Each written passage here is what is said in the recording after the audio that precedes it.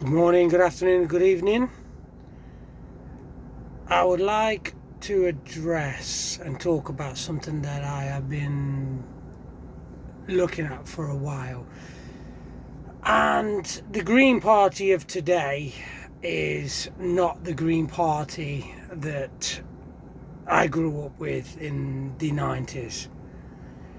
It's fundamentally changed its way, and I just want to know where it's lost its way and why people are still supporting it, and why, or even the politicians within it that stand on those key principles that have been there for years. Because, if you look at the Green Party, there is an awful lot of people, standing with the pillars on their shoulders that have probably been in the Green Party for the last 30, 40 years. So even they can't deny. I mean, they'll probably try and stand there till they're blue in the face and defend it, but it hasn't. There was 4 key principles in the start of the Green Party, and what it stands for now just doesn't comply. It doesn't fit in the same category. And let me tell you, the first one is ecological sustainability, which is obviously talking about the environment and stuff like that. Well, they openly talk about open borders. Open borders does not support the environment. When you have a tiny island like the UK, which we are a tiny island, I'm not going to get into the debate of like we're full or anything like that to some extent landmass wise. But in terms of things like, a prime example that I'll talk about is the sewage system. Sewage system is very old and accounts for about 60% of what our population actually was designed for 60% of what our population is now. There's a reason why sewage keeps getting dumped into the rivers and the seas, which I don't agree with, and I believe full-heartedly that these water companies should adapt and should face prosecution, fines, etc., jail time, you name it. I'm all for it, because I'm somebody who used to love wild swimming, but that's beside the point. The fact of the matter is, you have got to look at the fact that open borders does not sustain ecological environment, jobs, etc. It just goes against the core values. So where do you stand on it? And the other key principle that I want to talk about, which is one of the other main policies, which is societal sustainability. Well, society cannot be sustained with a drug policy where everything becomes legal. Because any person, and this is the reason why most of them are avoided now, any person with an IQ of more than 10 can look at our cities and our major towns and see the problems of drugs on the streets. You have people off their face consistently, and I deliver to these places: Manchester, Exeter, Bolton, large parts of London. Just to name a few. Birmingham is horrendous for it. I believe Birmingham is the capital of Europe with it. Bradford, Nottingham, Derby. When I deliver to these shops 4, 5, 6, 7 o'clock in the morning, it is very rare that I don't hear somebody completely off their face. And our women, our children, and even our men are avoiding these places because it's just getting ridiculous. You see it, every single town has got them. Nobody can deny it. So this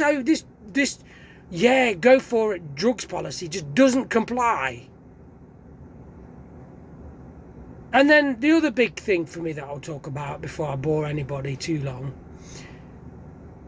So they often talk that social justice. Social justice is not one of their original key 4 principles, but obviously when the Green Party was made, LGBTQ wasn't necessarily a thing. So it's been adapted into it now, and it's a big major thing. You know, like when you look at these pride marchers, pride flags, a lot of them associated with the Green Party. Not bashing that, it's their thing, they've claimed it. But then they are promoted, one of their big agendas at the minute is the Free Palestine movement. The Free Palestine, in Palestine, it's one of the countries on the planet where they literally kill people for being gay or transgender or lesbian or whatever else. They will take you to the top of the minaret, throw you off there, and then stone you to death when you're at the bottom. That's their law, that's their land. I'm not going to sit here and rant about it, but the fact of the matter is the two ideologies just don't compute. And what you've got is a Green Party that, you know, understandably people are flocking to it because young generations, and I've spoke about this before if you want to check my past videos, the Green Party, they appeal to a young generation who maybe don't want to go to work because they don't see any point in it. And I'll be honest with you, I find it very hard to argue with them in that sense of, if I was a man, which I am, obviously with children, which I have, and I split up and I lost my job and I needed to get another job, if I got a job for minimum wage, I would not be able to have a work-home life balance and pay for a 2-bedroom house so they could come and live with me 50% of the time. It just wouldn't happen. So I can understand why that is. The housing crisis, yeah, the Greens are tackling it. And I think some of the other politicians, some of the other political groups should flip and listen to it. But you've got that aspect of the Green supporters, and then you've got the Muslim supporters of the Green Party, which are solely there because of the Free Palestine movement, which is ridiculous, because the Green Party is literally the furthest party away from traditional Islam than any other party that currently stands. You know, it's just insane. So I don't know, let me know what you think, if you're at all going to think about anything. Me personally, I think it's stupid, and I think they should either shape up or continue to be dishonest, and at some point people will start waking up and realise this is the party of dishonest folk. And I say this, and this is, I will say this, I am somebody who at the minute leans towards very right ideas, but I'm a libertarian. I very much believe about equality in society. I believe that we were all created in God's image as equal.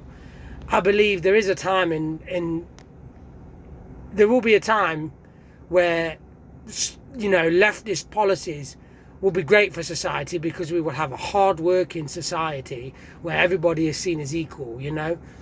I believe that somebody who sweeps the streets is just as important as somebody who works in a bank. Society needs both these people. But because of the decline of society, this is why I'm leaning towards the right-wing policies. And I believe the Green Party should be the de facto left-leaning party at the minute, because throughout their history they have maintained what they stand for, but they've lost it now, and they need to get it back, because for them to have loads of seats, for them to, you know, look at forming a decent and honest opposition, they need to get to grips with themselves. Because I will say this, and I will say this till I'm blue in the face, a government with a massive majority like they have now with the Labour is so close to a dictatorship. We are having so many problems because the Labour can just come in, do what policies they want, and we've all got to stand there and accept it, because they'll just vote for it, and then they'll say, we'll kick you out of the party if you don't vote for it. We need to have, I think an ideal democracy would be one where a party is in charge, but with a small minority. So when certain bills look at getting passed that are just ludicrous, some of the more sensible people in the party can vote against it, and those bills don't get passed. But at the minute, I feel Labour could introduce anything and they'll just get passed. And that, to me, is pretty close to a dictatorship. So yeah, sorry, I've waffled on a lot now. It's nearly 10-minute mark. Let me know what you think, if at all. But yeah, Green Party, sort your life out.